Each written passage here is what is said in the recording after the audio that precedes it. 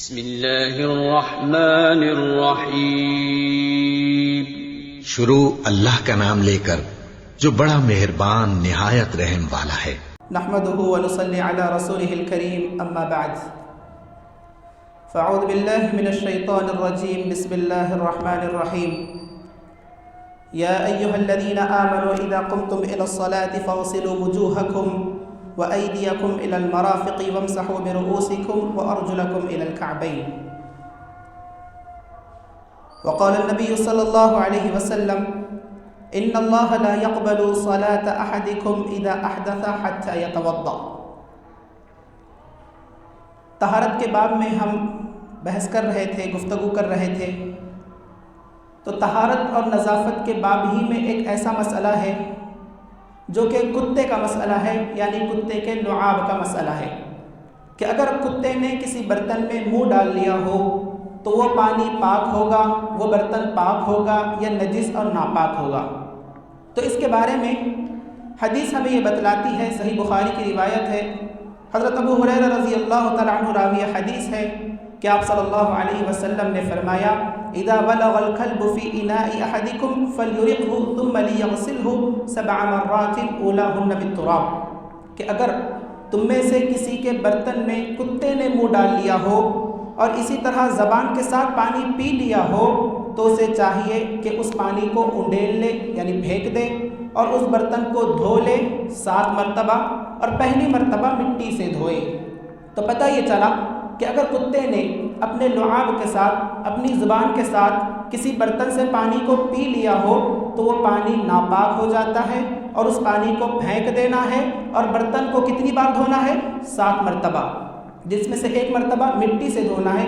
اب مٹی کے جو چیز قائم مقام ہے، چاہے وہ صابن ہو یا سرف ہو، اس چیز سے دھو سکتے ہیں، اور 6 مرتبہ سادے پانی سے دھونا ہے۔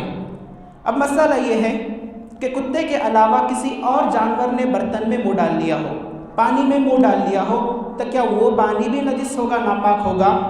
تو اس کے بارے میں اگر کسی گھوڑے نے، گدھے نے، خچر نے، یا اسی طرح درندوں میں کسی شیر نے یا چیتے نے کسی برتن میں پانی منہ ڈال لیا ہو تو وہ پانی ناپاک نہیں ہوگا بلکہ پاک رہے گا۔ دلیل کیا ہے؟ اس کی دلیل ہے حضرت عمرو بن خارجہ رضی اللہ تعالیٰ عنہ سے مروی ہے کہ اللہ کے رسول صلی اللہ علیہ وسلم نے اپنی سواری پر مقام منی میں ہمیں خطاب کیا، یعنی آپ صلی اللہ علیہ وسلم اپنی اونٹنی پر بیٹھے ہوئے ہیں اور لوگوں سے خطاب کر رہے ہیں۔ صحابی رسول کہتے ہیں وَلُعَابُهَا يَسِيلُ عَلَى كَتِفِي، اور اس اونٹنی کا لعاب میرے کندھے پر بہہ رہا تھا، اور اس حدیث کو امام ترمذی رحمہ اللہ نے روایت کیا ہے۔ اور اسی طرح حضرت ابو ہریرہ رضی اللہ تعالیٰ عنہ سے مروی ہے کہ اللہ کے رسول صلی اللہ علیہ وسلم سے ان حوضوں کے متعلق سوال کیا گیا جو مکہ اور مدینہ کے درمیان تھے، اور کتے اور درندے ان پر وارد ہوا کرتے تھے، تو آپ صلی اللہ علیہ وسلم نے فرمایا کہ ان کے لیے ہے جو انہوں نے اپنے پیٹوں میں داخل کر دیا، اور جو باقی رہ گیا ہے وہ تمہارے لیے پینے کی چیز ہے اور پاک کرنے والا ہے۔ اور اس حدیث کو امام دارقطنی رحمہ اللہ نے روایت کیا ہے۔ اور ایک روایت میں ہے کہ صحابہ نے اللہ کے رسول صلی اللہ علیہ وسلم سے دریافت کیا کہ ہم ایسے پانی سے وضو کر لیں جسے گدھوں نے استعمال کے بعد باقی چھوڑا ہو؟ تو آپ صلی اللہ علیہ وسلم نے فرمایا ہاں، اور ایسے پانی کے ساتھ وضو بھی درست ہے جسے تمام درندوں نے باقی چھوڑا ہو۔ ان 3 روایتوں کے ساتھ کیا پتہ چلا کہ اگر کتے کے علاوہ کوئی دوسرا درندہ ہو، چاہے وہ شیر ہو، چیتا ہو، گدھا ہو، گھوڑا ہو، خچر ہو، ان جانوروں نے اگر برتن میں منہ ڈال لیا، پانی میں منہ ڈال لیا، یا کسی طرح پانی ٹھہرا ہوا تھا، چھوٹا سا کچھ بنایا گیا ٹاکا وغیرہ، اس میں منہ ڈال لیا اور باقی کا پانی بچ گیا، تو ایسا پانی کیا ہے؟ ایسا پانی پاک ہے، وہ طاہر بھی ہے، مطہر بھی ہے، اس سے وضو بھی کر سکتے ہیں، غسل بھی کر سکتے ہیں، اور نجاست کو، گندگی کو دور بھی کیا جا سکتا ہے۔ اور ایک مسئلہ کہ جو پانی مستعمل ہے، یعنی استعمال شدہ ہے، یوز کیا ہوا پانی ہے، تو کیا وہ پانی ناپاک ہوگا یا اس پانی سے وضو وغیرہ کر سکتے ہیں؟ مثال کے طور پر آپ نے وضو کیا، وضو کرنے کے بعد آپ کے برتن میں بہت سارا پانی بچ گیا، تو کیا میں اس پانی سے وضو کر سکتا ہوں یا نہیں کر سکتا ہوں؟ یا وہ استعمال شدہ پانی ناپاک ہو گیا؟ تو راجح مسئلہ یہی ہے کہ وہ پانی پاک ہے۔ دلیل کیا ہے؟ عروہ بن مسعود الثقفی رضی اللہ تعالیٰ عنہ فرماتے ہیں، جو کہ ابھی مشرک تھے، وہ فرماتے ہیں صحابہ کرام کے بارے میں کہ وَإِذَا تَوَضَّأَ كَادُوا يَقْتَتِلُونَ عَلَى وَضُوئِهِ، کہ صحابہ کرام کا معمول یہ تھا کہ صحابہ کرام نبی صلی اللہ علیہ وسلم کے بچے ہوئے وضو کے پانی کو لینے کے لیے ٹوٹ پڑتے تھے۔ اور اسی طرح حضرت جحیفہ رضی اللہ تعالیٰ عنہ سے مروی ہے کہ اللہ کے رسول صلی اللہ علیہ وسلم کے پاس وضو کا پانی لایا گیا اور آپ نے اس سے وضو کیا تو لوگوں کی یہ حالت تھی کہ وہ آپ کے وضو سے بچے پانی کو حاصل کر کے اپنے جسموں پر مل لیا کرتے تھے۔ اور حضرت جابر رضی اللہ تعالیٰ عنہ جب مریض تھے، بیمار تھے، تو آپ صلی اللہ علیہ وسلم نے اپنے وضو کا پانی ان پر بہایا تھا۔ تو پتہ کیا چلا؟ ان حدیثوں سے پتہ یہ چلا کہ اگر آپ نے وضو کر لیا ہے، وضو کرنے کے بعد پانی بچ گیا ہے تو وہ پانی بچا ہوا پاک ہے، اس سے وضو دوسرا شخص کر سکتا ہے، اس سے نجاست دور کی جا سکتی ہے، یہاں تک کہ اگر زیادہ پانی ہے تو اس سے غسل بھی کیا جا سکتا ہے۔ اب آئیں گے ہم وضو کے باب میں۔ وضو کا باب یاد رکھیے، یہ بھی طہارت ہی کے ضمن میں ہے، یعنی وضو بھی طہارت ہے، غسل بھی طہارت ہے، یعنی پاکی حاصل کرنا ہے۔ تو وضو کا باب یہ کوئی الگ مستقل باب نہیں ہے، بلکہ طہارت ہی کے باب میں یہ ضمن میں یہ چیز آتی ہے۔ اب وضو کیا ہے؟ وضو کا معنی ہے شرعی طور پر، اصطلاحی طور پر اس کی تعریف یہ ہے کہ اپنے جسم کے مخصوص اعضاء کو دھونا اور ملنا۔ صرف دھونا نہیں بلکہ دھونے کے ساتھ ساتھ ملنا، اچھی طرح سے رگڑنا، یہ وضو کا معنی ہے۔ اور لغوی طور پر وضاء سے ہے، جس کا معنی ہوتا ہے خوبصورتی اور نظافت، یعنی پاکی اور صفائی۔ وضو یہ نماز کے لیے شرط ہے، وضو کے بغیر نماز قبول نہیں ہوتی، نماز ہوتی ہی نہیں۔ اللہ کے نبی صلی اللہ علیہ وسلم نے فرمایا کہ اللہ تعالیٰ بے وضو کی نماز کو قبول نہیں کرتا یہاں تک کہ وہ وضو کر لے۔ اور جب ہم وضو کریں گے تو سب سے پہلی چیز ہمیں کیا کرنی ہے؟ سب سے پہلی چیز ہمیں نیت کرنی ہے، اور نیت نام ہے دل کے ارادے کا۔ دل کے ارادے کا نام ہے نیت۔ تو نیت ہم دل میں کریں کہ میں وضو کر رہا ہوں، اور نیت کرنے کے بعد سب سے پہلے بسم اللہ پڑھیں۔ بسم اللہ پڑھنا یہ ضروری ہے۔ اللہ کے نبی صلی اللہ علیہ وسلم نے فرمایا، راوی حدیث حضرت ابو ہریرہ رضی اللہ تعالیٰ عنہ ہے، سنن نبی داؤد کی روایت ہے، اور امام ابن کثیر رحمہ اللہ نے اس حدیث کو حسن قرار دیا ہے۔ حدیث کیا ہے؟ لا وضوء لمن لم یذکر اسم اللہ علیہ، کہ اس شخص کا وضو نہیں ہوتا جس نے بسم اللہ نہ کہا ہو۔ گویا کہ بسم اللہ کہنا یہ ضروری ہے، لازمی ہے۔ بسم اللہ پڑھنا واجب ہے وضو کے لیے۔ اب اگر کوئی شخص بسم اللہ پڑھنا بھول جائے، وضو کرنے سے پہلے بسم اللہ پڑھنا واجب ہے، اب اگر کوئی شخص بسم اللہ پڑھنا بھول جائے تو اس میں کوئی حرج کی بات نہیں ہے۔ دوران وضو جب بھی آپ کو یاد آ جائے بسم اللہ پڑھ لے، یا اور اگر بیچ میں یاد ہی نہیں آیا تو بھی کوئی حرج کی بات نہیں ہے، بھول گئے تو کیوں؟ اللہ کے نبی صلی اللہ علیہ وسلم نے فرمایا، صحیح الجامع کی روایت ہے کہ رفع عن امتی الخطأ والنسیان، کہ میری امت سے خطا اور بھول کے گناہ کو معاف کر دیا گیا ہے۔ تو گویا کہ اگر بسم اللہ کوئی شخص کہنا بھول جائے تو اس میں کوئی حرج کی بات نہیں ہے، لیکن جان بوجھ کر اگر آپ بسم اللہ کہنا چھوڑ دیں گے تو آپ کا وضو نہیں ہوگا۔ امام ابو داؤد رحمہ اللہ نے امام احمد رحمہ اللہ سے پوچھا کہ اگر کوئی بسم اللہ پڑھنا بھول جائے تو اس کا کیا حکم ہے؟ تو امام احمد رحمہ اللہ نے جواب دیا کہ مجھے امید ہے کہ اس پر کچھ بھی نہیں ہے۔ لیکن اب یہاں پر بعض لوگ کیا کرتے ہیں، وضو کرتے وقت بسم اللہ الرحمن الرحیم بھی پڑھتے ہیں، جبکہ یہ صحیح نہیں ہے۔ ثابت کیا ہے کہ وضو کرنے سے پہلے آپ صرف اور صرف بسم اللہ کہیں۔ کیوں؟ کیونکہ نبی صلی اللہ علیہ وسلم نے صرف بسم اللہ پڑھا، ہم اپنی طرف سے بسم اللہ الرحمن الرحیم نہیں پڑھ سکتے، کیونکہ ذبح کرتے وقت اگر ہم دیکھیں تو کیا پڑھا جاتا ہے؟ بسم اللہ اللہ اکبر بول کر چھری چلا دی جاتی ہے۔ اب اگر کوئی شخص کہے کہ میں اعوذ باللہ من الشیطان الرجیم پڑھوں گا، پھر بسم اللہ الرحمن الرحیم پڑھوں گا، کوئی کہے گا کہ میں سورہ یاسین پڑھوں گا، حافظ قرآن کہے گا کہ میں پہلا پارہ پڑھوں گا، تو ایسا چلے گا کیا؟ نہیں چلے گا۔ کیوں؟ کیونکہ نبی صلی اللہ علیہ وسلم کی یہ سنت نہیں ہے، نبی صلی اللہ علیہ وسلم نے یہ طریقہ نہیں سکھایا ہے۔ آپ صلی اللہ علیہ وسلم نے سکھایا کہ بس آپ بسم اللہ بول کر وضو شروع کرو، تو ہمیں بسم اللہ ہی بولنا ہے، بسم اللہ الرحمن الرحیم بھی نہیں بولنا ہے۔ دلیل کیا ہے؟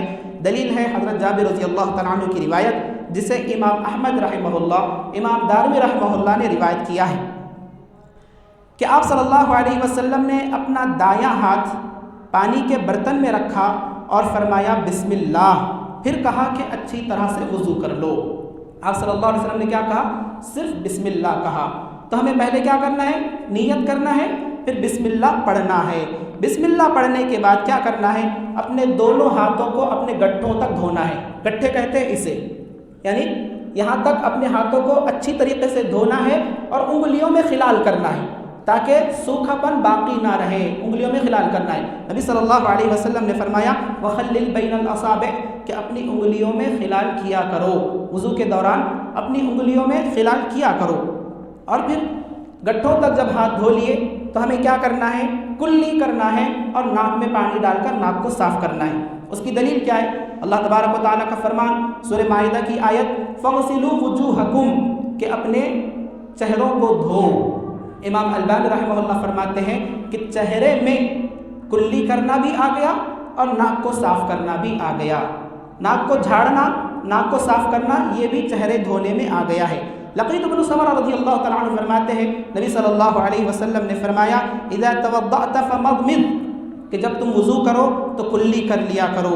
اور حضرت ابو ہریرہ رضی اللہ تعالیٰ عنہ فرماتے ہیں کہ جب تم میں سے کوئی وضو کرے تو اپنے ناک میں پانی داخل کر لے پھر اسے جھاڑے.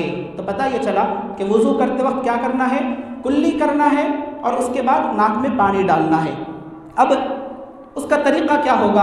اس کا طریقہ، سنت طریقہ اگر دیکھا جائے تو یہ ہے کہ ہم چلو بھر پانی لیں اور ایک ساتھ اپنے منہ میں بھی ڈالیں اور ناک میں بھی ڈالیں. یہ سنت طریقہ ہے. الگ الگ بھی کر سکتے ہیں آپ، چلو بھر پانی لے کر الگ الگ کلی کر بھی سکتے ہیں، پھر الگ الگ ناک میں پانی بھی ڈال سکتے ہیں. لیکن سنت طریقہ یہ ہے کہ ایک چلو لے اور ایک ساتھ منہ میں بھی اور ناک میں بھی پانی چڑھا دے، پھر دوسرا چلو لے ایک ساتھ منہ میں اور ناک میں پانی چڑھا دے، اور تیسرا چلو لے پھر منہ میں پانی ڈالے، کلی کر لے اور ناک میں بھی پانی چڑھا لے. ایک ساتھ چڑھانا، ایک ساتھ پانی کو داخل کرنا یہ سنت ہے. اب اگر کوئی شخص یہ کہے کہ الگ الگ میں پہلے کلی کروں گا پھر بعد میں ناک میں پانی چڑھاؤں گا تو اس میں بھی کوئی حرج کی بات نہیں ہے.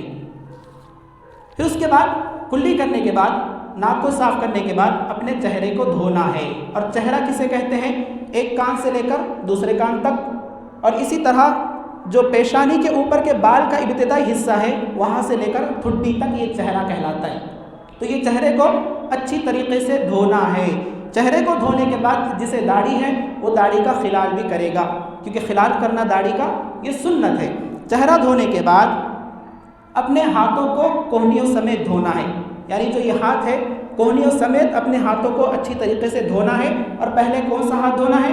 پہلے سیدھا ہاتھ دھونا ہے، دایاں ہاتھ یعنی رائٹ ہینڈ. پہلے سیدھا ہاتھ دھوئے، اچھی طریقے سے دھوئے، کوہنی تک دھوئے، اور اس کے بعد بایاں ہاتھ دھوئے، اچھی طریقے سے دھوئے اور کوہنی تک دھوئے.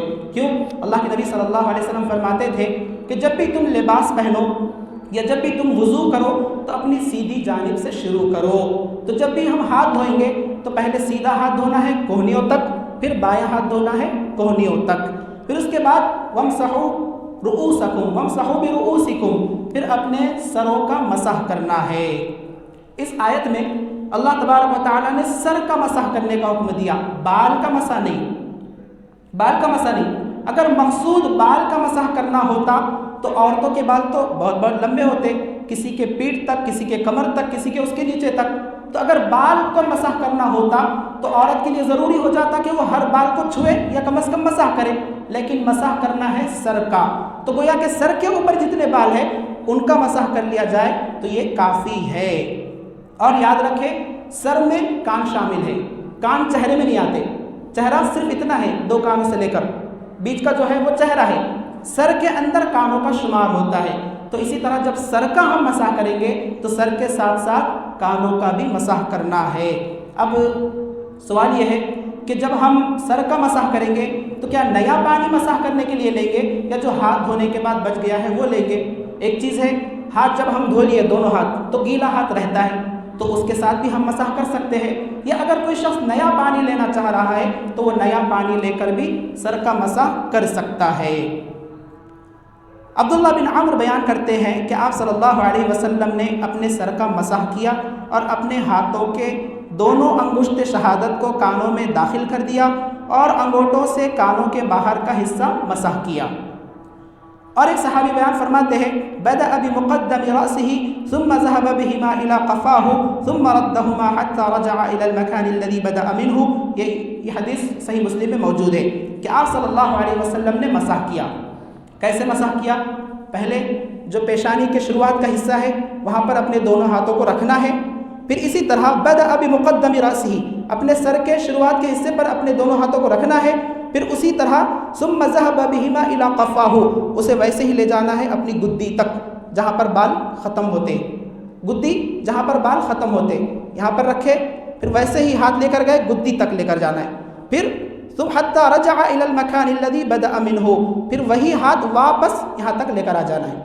یہ ہو گیا مسح۔ بعض لوگ کیا کرتے، ایسا کرتے ہیں کہ دونوں انگلیاں چھوڑ دیتے ہیں، بعض لوگ انگوٹھے چھوڑ دیتے، ایسا نہیں ہے، بلکہ مکمل سر کا مسح دونوں ہاتھ سے کرنا ہے، شروعات یہاں سے کرنا ہے، پیچھے لے کر گئے، پھر ویسے ہی واپس لے کر آ گئے، ہو گیا آسانی کے ساتھ۔ اور اسی طرح آپ کان کا مسح کیسے کریں؟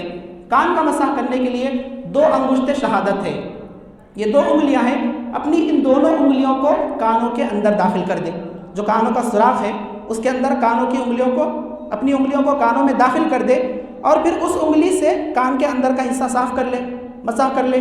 اب جو انگوٹھا بچا ہوا ہے اس سے باہر کا حصہ صاف کر لے، ہو گیا کانوں کا مسح۔ سمجھ میں آ گیا؟ سنت طریقہ کیا ہے؟ پہلے تو مسح کرتے وقت سر کا پورے ہاتھ کو رکھنا ہے، پیچھے لے جانا ہے گدی تک، ویسے ہی واپس لانا ہے، پھر دونوں انگشت شہادت کو کانوں میں داخل کرنا ہے، اندر کا حصہ صاف کرنا ہے، اور پھر انگوٹھے سے باہر کا حصہ مسح کر دینا ہے، ہو گیا یہ مسح۔ اب یہاں پر ایک مسئلہ ہے کہ گردن کا مسح کرنا بھی ہے کیا؟ بعض لوگ کرتے ہیں، گردن کا مسح کرتے ہیں، پھر ہاتھوں کا ایسا مسح کرتے ہیں، تو یاد رکھیے یہ عمل کسی بھی صحیح حدیث سے ثابت نہیں ہے، گردن کا مسح نہیں ہے۔ امام ابن تیمیہ رحمہ اللہ فرماتے ہیں کہ نبی صلی اللہ علیہ وسلم سے وضو میں گردن کے مسح کے متعلق کوئی صحیح حدیث ثابت نہیں ہے، اور امام ابن قیم رحمہ اللہ فرماتے ہیں گردن کے مسح میں نبی صلی اللہ علیہ وسلم سے کوئی صحیح حدیث ثابت نہیں ہے۔ امام نووی رحمہ اللہ فرماتے ہیں گردن کا مسح کرنا بدعت ہے، اور اسی طرح امام مالک، امام شافعی، امام احمد رحمہ اللہ فرماتے ہیں کہ گردن کا مسح مسنون عمل نہیں ہے، یعنی سنت نہیں ہے۔ تو ہمیں کیا کرنا ہے؟ گردن کا مسح نہیں کرنا ہے، کیونکہ نہ تو آپ صلی اللہ علیہ وسلم نے کیا اور نہ ہی آپ کے اصحاب رضوان اللہ تعالی علیہم اجمعین نے کیا ہے۔ ہو گیا مسح۔ مسح کرنے کے بعد اب پیر کو دھونا ہے، پیر کو اپنے ٹخنوں سمیت، اپنی ایڑی سمیت رگڑ کر دھونا ہے، اور پیروں کو دھونا فرض ہے۔ حضرت ابو ہریرہ رضی اللہ تعالیٰ عنہ فرماتے ہیں کہ نبی صلی اللہ علیہ وسلم نے ایک ایسے شخص کو دیکھا جس نے اپنی ایڑی کو نہیں دھویا تھا، تو آپ نے فرمایا ویل للاعقاب من النار، ان ٹخنوں کے لیے آگ سے ہلاکت ہے، یعنی صحیح بخاری کی روایت ہے۔ تو یعنی جب ہم پیر کو دھوئے، ایڑی کو بھی دھوئے، اپنے ٹخنوں کو بھی دھوئے، اور پیروں کو اچھی طریقے سے دھوئے، اور جو پیر کی انگلیاں ہیں اس میں بھی خلال کرے تاکہ کوئی سوکھی جگہ باقی نہ رہے۔ اب ہے کہ وضو میں موالات یعنی پے در پہ کرنا بھی ضروری ہے، جب ہم وضو کریں پے در پہ وضو کریں، اور یہ لازم ہے، ضروری ہے۔ عمر رضی اللہ تعالیٰ عنہ سے مروی ہے کہ ایک آدمی نے وضو کیا تو اس کے قدم پر ایک ناخن کے برابر جگہ خشک رہ گئی تھی، یعنی سوکھی رہ گئی تھی۔ آپ صلی اللہ علیہ وسلم نے اسے دیکھا تو فرمایا ارجع فاحسن وضو، کہ واپس جاؤ اور اپنا وضو درست کر لو۔ وہ واپس گیا اور وضو کرنے کے بعد اس نے نماز پڑھی۔ تو اس حدیث سے کیا معلوم ہوا کہ موالات ضروری ہے، پے در پہ وضو کرنا ضروری ہے، اور اسی طرح ترتیب بھی ضروری ہے، کیونکہ اگر موالات ضروری نہ ہوتا، پے در پہ وضو کرنا ضروری نہ ہوتا، تو آپ صلی اللہ علیہ وسلم اس کو کیا حکم دیتے کہ جو سوکھی جگہ ہے اسی کو دھو لو، کافی ہو جاتا۔ لیکن آپ نے کیا کہا کہ ارجع، یعنی دوبارہ وضو کرو۔ اس نے دوبارہ وضو کیا اور پھر نماز پڑھی۔ تو وضو میں ایک تو ترتیب ضروری ہے، آپ پہلے نیت کر رہے ہیں بسم اللہ پڑھ کے، پہلے ہاتھوں کو دھونا ہے، پھر کلی کرنا ہے، پھر ناک میں پانی ڈالنا ہے۔ ایسا نہ ہو کہ شروعات چہرے سے کرے یا اسی طرح شروعات پیر دھونے سے کرے، نہیں، ترتیب بھی ضروری ہے اور پے در پہ ضروری ہے۔ اتنا وقت نہ گزرنے پائے کہ ایک ہاتھ دھونے کے بعد یہ ہاتھ سوکھ گیا اور آپ یہ دوسرا ہاتھ دھوئے نہیں ابھی تک، ایسا نہ ہو، زیادہ وقت بھی نہ ہو، بلکہ پے در پہ وضو کرنا ضروری ہے۔ اور سنت یہ ہے کہ ہر عضو کو 3 مرتبہ دھویا جائے۔ اب اگر کوئی شخص 1 مرتبہ بھی دھوتا ہے تب بھی جائز ہے، 2 مرتبہ بھی دھوتا ہے تب بھی جائز ہے۔ سنت کیا ہے؟ 3 مرتبہ دھونا سنت ہے، اور آپ صلی اللہ علیہ وسلم سے یہ تینوں چیزیں بھی ثابت ہیں کہ آپ صلی اللہ علیہ وسلم نے 1 مرتبہ بھی اپنے اعضاء کو دھویا تھا، 2 مرتبہ بھی دھویا تھا، اور 3 مرتبہ بھی دھویا تھا۔ 1 مرتبہ دھونا فرض ہے اور 3 مرتبہ اپنے اعضاء وضو کو دھونا سنت ہے۔ اب اگر کوئی شخص ایک مرتبہ ہاتھ دھو لیا، 2 مرتبہ دھو لیا، 3 مرتبہ دھو لیا، چوتھی مرتبہ اگر دھوئے گا تو چوتھی مرتبہ گناہ گار ہوگا۔ چوتھی مرتبہ دھونا جائز نہیں ہے، چوتھی مرتبہ دھونا گویا کہ حد سے تجاوز کرنا ہے اور یہ برا عمل ہے۔ نبی صلی اللہ علیہ وسلم نے ایک دیہاتی کے پاس کہ آپ صلی اللہ علیہ وسلم کے پاس ایک دیہاتی آیا اور وضو کے بارے میں سوال کرنے لگا۔ آپ صلی اللہ علیہ وسلم نے اسے 3 مرتبہ وضو کر کے دکھایا اور فرمایا یہ وضو ہے، اور جس نے اس پر زیادتی کی تو گویا کہ بے شک اس نے برا کیا، حد سے تجاوز کیا اور اس نے ظلم کیا۔ یہ سنن نبی داؤد کی روایت ہے۔ تو کتنے مرتبہ دھونا ہے؟ یا تو 1 مرتبہ دھوئے، اگر اطمینان ہو گیا تو کافی ہے، 2 مرتبہ دھوئے یا تو پھر 3 مرتبہ دھوئے۔ 3 مرتبہ سے دھونا، آگے دھونا یا تجاوز کرنا یا زیادہ دھونا جائز نہیں ہے۔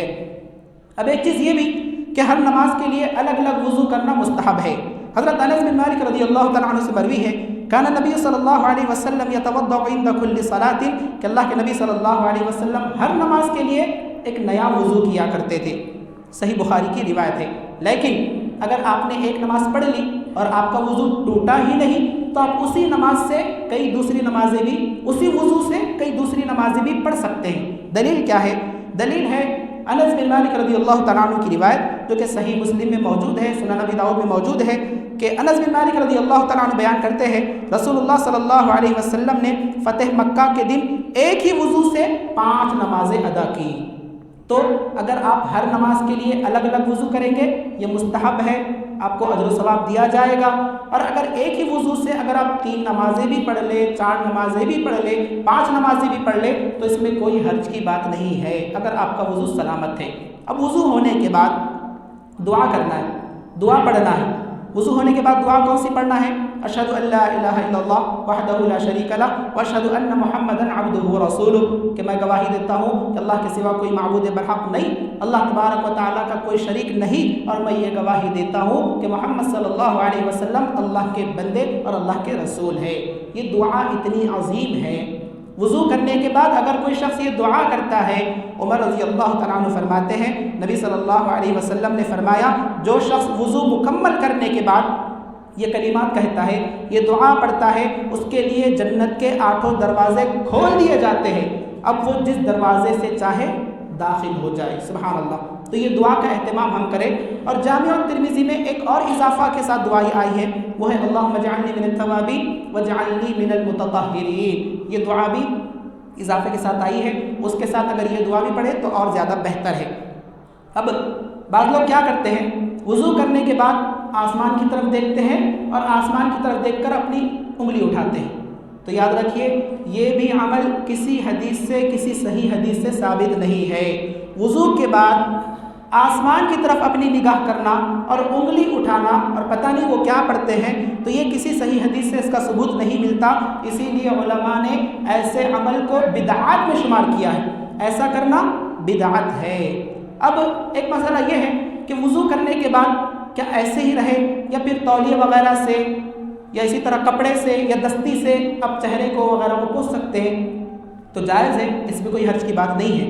حضرت عائشہ رضی اللہ تعالیٰ عنہ سے مروی ہے اور جامع ترمذی کی روایت ہے کہ کان للنبی صلی اللہ علیہ وسلم خرفۃ ینشف بها بعد الوضوء، نبی صلی اللہ علیہ وسلم کے پاس کپڑے کا ایک ٹکڑا تھا جس سے وضو کے بعد آپ پانی کو خشک کرتے تھے۔ تو وضو کے بعد اگر آپ تولیہ استعمال کریں، دستی استعمال کریں، کپڑے کا ٹکڑا استعمال کریں تاکہ آپ منہ کو، چہرے کو اور اسی طرح ہاتھوں کو پوچھ سکیں تو اس میں کوئی حرج کی بات نہیں ہے۔ اب ایک مسئلہ یہ ہے کہ بعض لوگ بہت زیادہ تشدد اختیار کرتے ہیں، ضرورت والی بھی بات رہی تو کہتے ہیں کہ وضو کے دوران بات نہیں کرنا۔ اگر کوئی ضرورت والی بات رہی، اب بیکار کی باتیں، فضول کی باتیں تو ہمیشہ ہی منع ہے۔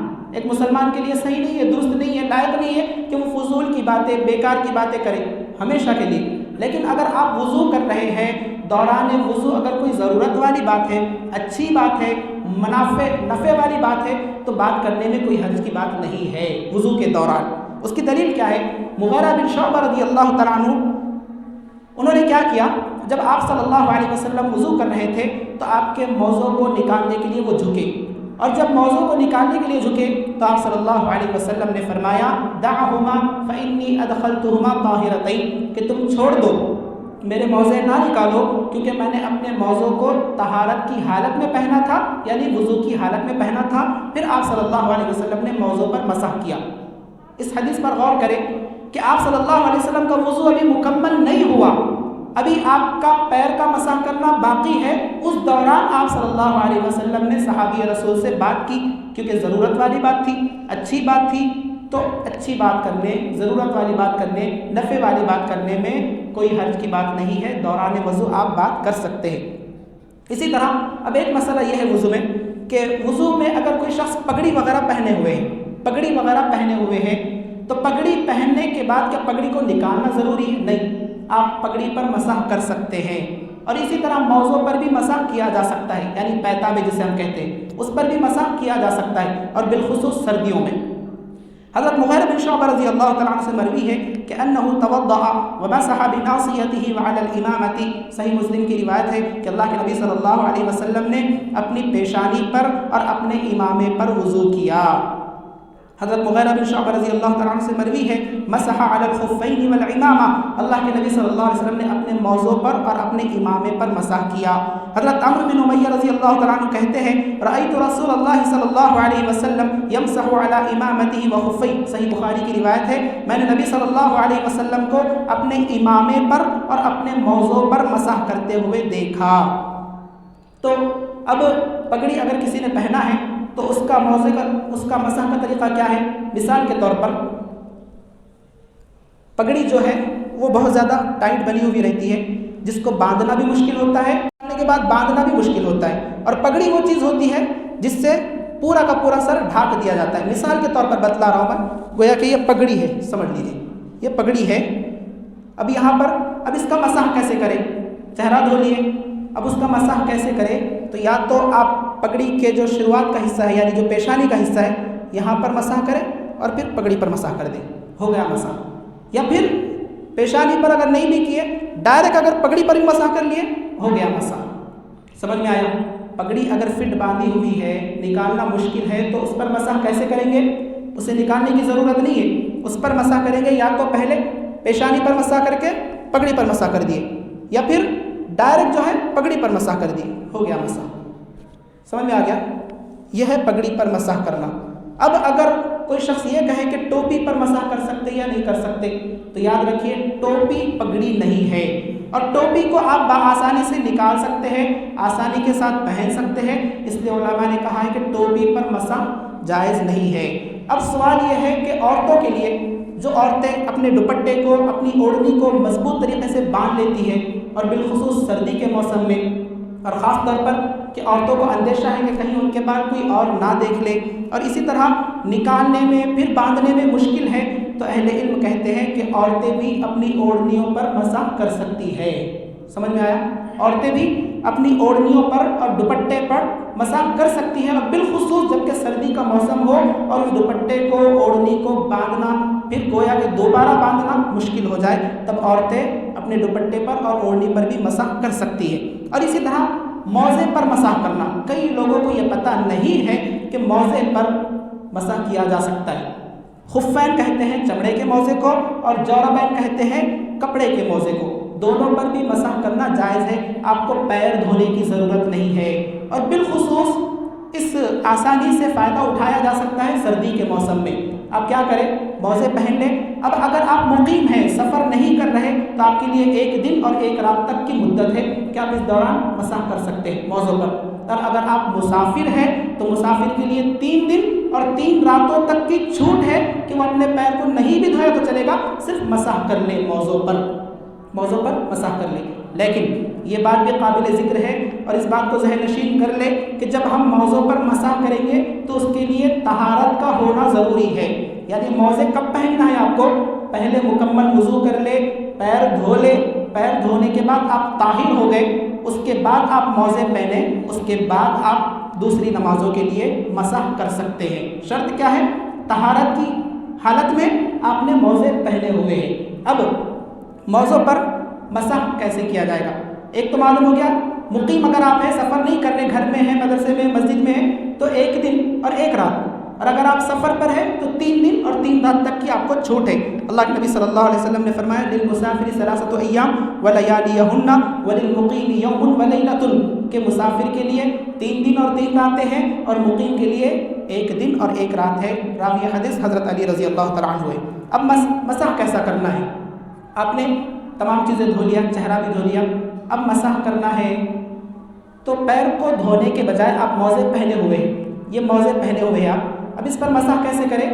پانی لے جھٹکے اور صرف ایسا گھما دے، بس سمجھ میں آ گیا؟ موزے پہنے ہوئے ہیں، یہ آپ کا پیر ہے، آپ موزے پہنے ہوئے ہیں تو مسح کیسا کرنا ہے؟ آپ کا گیلا ہاتھ ہے، آخر میں پیر دھونے کے بجائے صرف ایسا ہاتھ پھیرا دے، ایک پیر پر دوسرے پیر پر ایسا ہاتھ پھیرا دے، یہ ہو گیا موضوع کا مسح۔ تو یہ آسانی ہے اور بہت سارے لوگوں کو یہ بات معلوم نہیں ہے، اور یاد رکھیے یہ صحیح حدیثوں سے، متواتر حدیثوں سے ثابت ہے کہ صحابہ کرام بھی خود امامے پر مسح کیا کرتے تھے، اپنے موضوع پر مسح کیا کرتے تھے، نبی صلی اللہ علیہ وسلم خود امامے پر مسح کیا کرتے تھے، اپنے موضوع پر بھی مسح کیا کرتے تھے۔ اب اوپری حصے پر مسح کرنا ہے، نیچے کے حصے پر مسح نہیں کرنا ہے۔ جبکہ اب یہاں پر ایک چیز یہ بھی ہے کہ عقل کی یا عقلی گھوڑے دوڑانے کی شریعت میں اس کی کوئی اجازت نہیں۔ عقل کیا کہتی ہے؟ آپ موزے پہنے ہوئے ہیں، ساکس پہنے ہوئے ہیں، پیتابے پہنے ہوئے، مٹی کہاں لگتی، دھول کہاں لگتی، نیچے کی طرف لگتی، لیکن شریعت نے کیا حکم دیا ہے؟ اوپر مسح کرنا ہے۔ حضرت علی رضی اللہ تعالیٰ عنہ فرماتے ہیں اگر دین رائے کی بنیاد پر ہوتا، عقل کی بنیاد پر ہوتا تو موضوع کا نیچے مسح کرنا زیادہ بہتر ہوتا بالمقابل اوپر کے۔ پھر آگے فرماتے ہیں کہ قد رأیت رسول اللہ صلی اللہ علیہ وسلم یمسح علی ظاہر خفی، کہ میں نے نبی صلی اللہ علیہ وسلم کو دیکھا کہ آپ موضوع کے اوپری حصے پر مسح کیا کرتے تھے۔ تو گویا کہ موضوع پر مسح کرنا جائز ہے اور یہ نبی صلی اللہ علیہ وسلم سے ثابت ہے۔ انشاءاللہ اگلے درس میں وضو کو توڑنے والی چیزیں اور اسی طرح وضو کے متعلق اور دوسرے مسائل بھی پیش کیے جائیں گے۔ اللہ سے دعا ہے کہ اللہ تبارک و تعالی ہمیں شرعی مسائل کو جاننے، انہیں سمجھنے، اس پر عمل کرنے اور دوسروں تک پہنچانے کی توفیق عطا فرمائے۔ آمین۔ وآخر دعوانا ان الحمد للہ رب العالمین۔ السلام علیکم ورحمۃ اللہ۔